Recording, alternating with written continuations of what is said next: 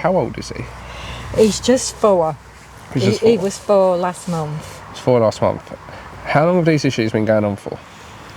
Since he turned full male. Since he turned full male, so Yeah. 2? Yeah.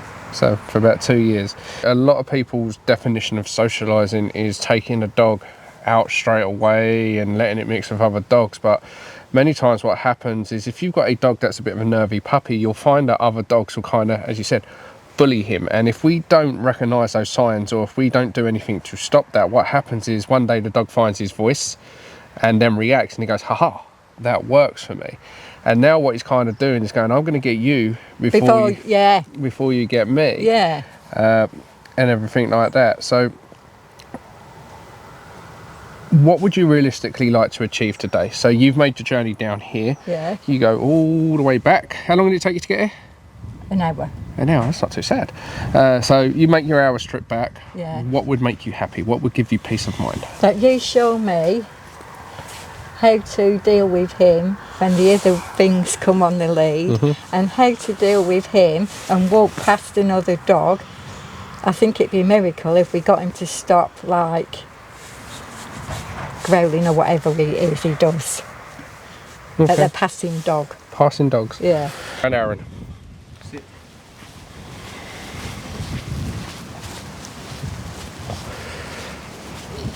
Nice, and then relax.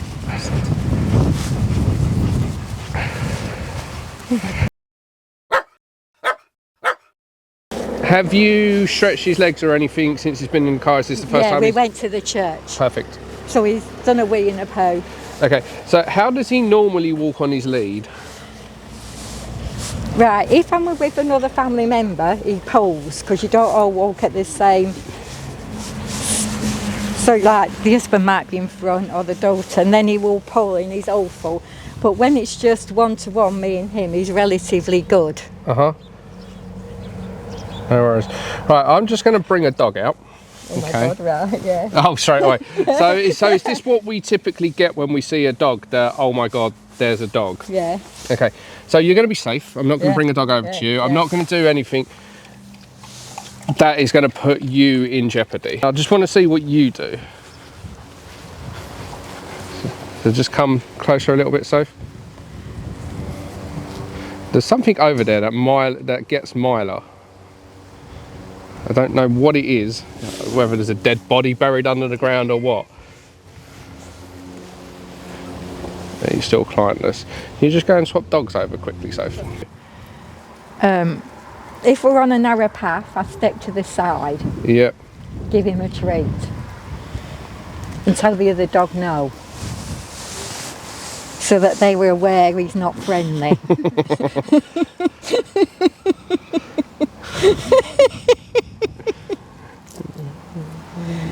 What's wrong with this dog?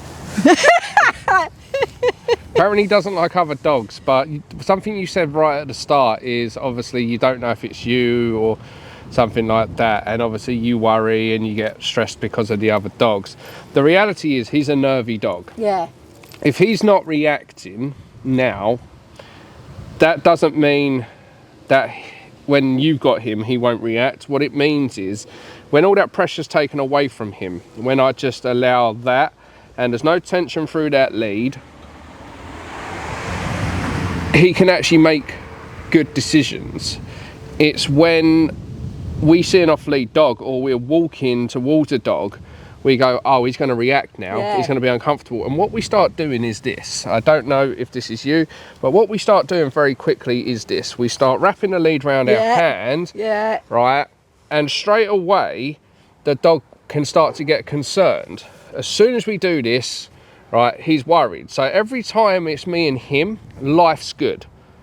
When we see a dog, life's not good. Because he's naturally a little bit unsure, he then makes bad decisions, because the decision that you're making at that moment in time isn't one of, this is what I need you to do. We need to teach him what the end of the lead means. So when he hits the end of the lead, a little bit of pressure, then that pressure turns off. A little bit of pressure, then that pressure turns off. I want him to start to give into that pressure versus fighting that pressure. See there, when he's trying to be needy towards you? Yeah. So if you just stay where you are, because you're actually quite an obstacle right now, because all he wants to do is jump on you. Bit of straight line pressure, take him. Because this will help me be able to steer him, pressure. See how he gave into that pressure that time? Yeah. A little bit of pressure, gives into that pressure, pressure turns off. Because this neediness can also make you a resource. So you see this pouring and the jumping up at you. Many times that's him sort of going and demand attention. I'm going to use you as a little bit of a test for him. What we want to teach him is he can get all the attention in the world from you. If he jumps up at you, nudges you, paws at you, he doesn't get attention. In fact, he gets the exact opposite. It sucks a little bit. And then when he does something we like, then he gets the attention. When I bring him towards you, I want you to ignore him. So right there, it sucks because I applied a little bit of pressure. Just ignore him. Now say hello to him. Hello. Calmly. Give him a little bit of a fuss. Very calm. Now sit.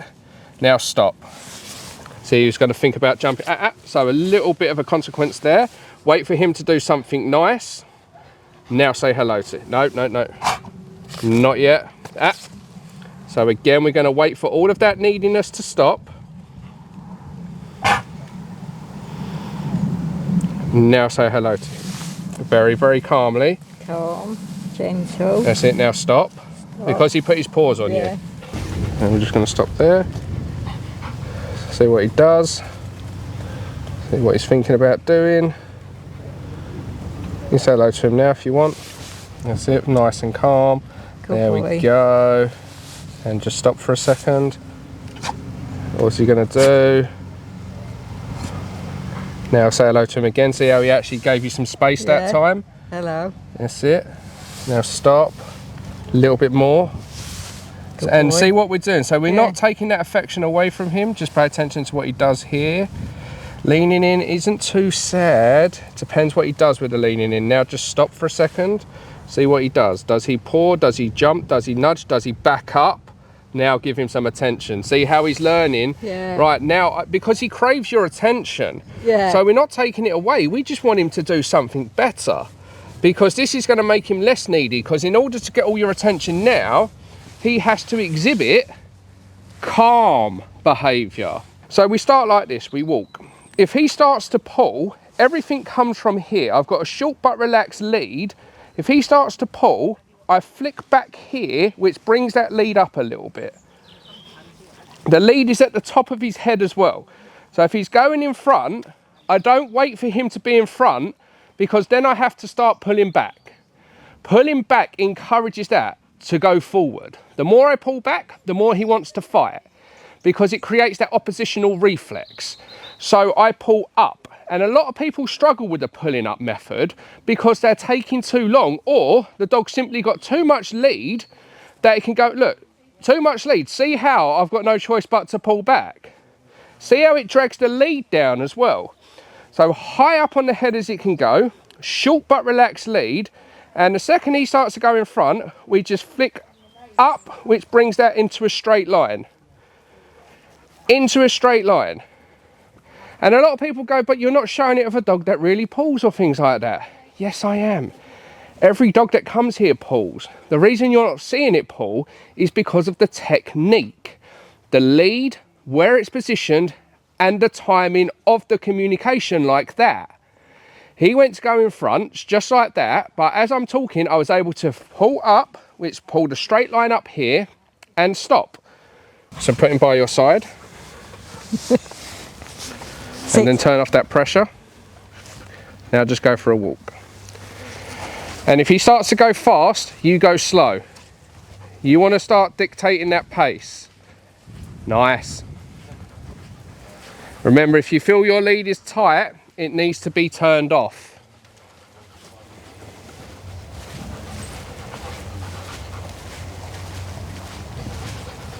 How's that feel? Good. So I want you to walk towards that fence panel that's blown down, and Aaron's just going to walk past you.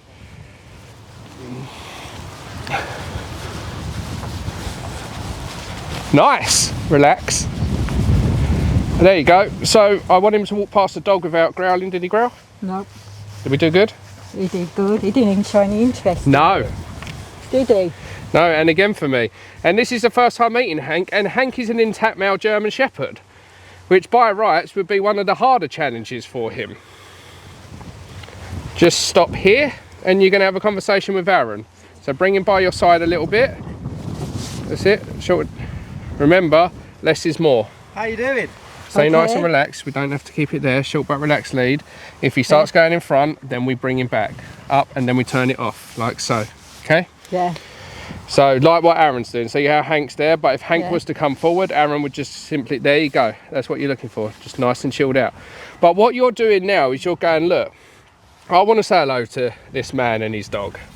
I'm not asking you to say hello to him, yeah, because you'll probably panic as soon as you get there. But what I am saying is, you stay here where nothing bad will happen to you. Let me make that choice for you.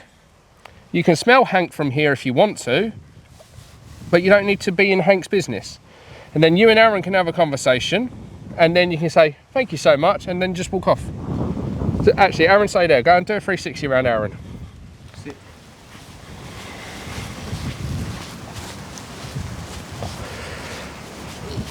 Nice, and then relax. You've done a really tight 360 there as well. Like you had the whole field and you went really close. But he didn't react. He got concerned. Yeah. There was a moment here where he was like, I'm really fucking concerned. But you just kept him moving. That's what I mean. You keep him moving. Yeah. You're not letting him make those choices that lead to a bad one. Because he thinks he wants to say hello to Hank, yeah? That's him. See how he goes forward? Yeah. In his mind, he wants to go over and say hello to Hank. When he gets there though, he's going to all of a sudden not anticipate that Hank's going to want to say hello to him, the bit that he struggles with. You can't have it both ways. So what will happen is he'll go over to Hank. Hank will then start sniffing him. He will then panic and react to Hank. We know all of this. So we stop it before it begins. So when he attempts to go forward, we go, no, and we just bring him back a little bit. Then we turn that pressure off and we say, you can say hello to Hank from this distance.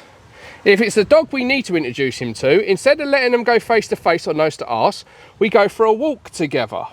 With you, making sure he's following you and vice versa. And then what they do is they have a positive experience together. So next time they see each other, that's the last thing they remember.